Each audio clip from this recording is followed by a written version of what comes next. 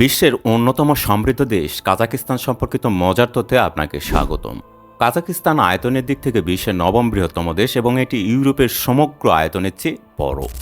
2006 সালে মুক্তি পাওয়া হলিউড মুভি বরাত কাজাকিস্তানকে নিয়ে ব্যঙ্গ করে, যদিও এটি বিতর্কিত হয়েছিল।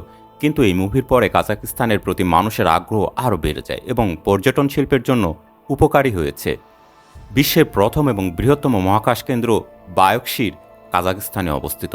এখান থেকে প্রথম মানুষ ইউরি গ্যাগারিন মহাকাশে গিয়েছিলেন। কাজাকিস্তানের রাজধানী আস্তানা বিশ্বের অন্যতম শীতল রাজধানীগুলির মধ্যে একটি।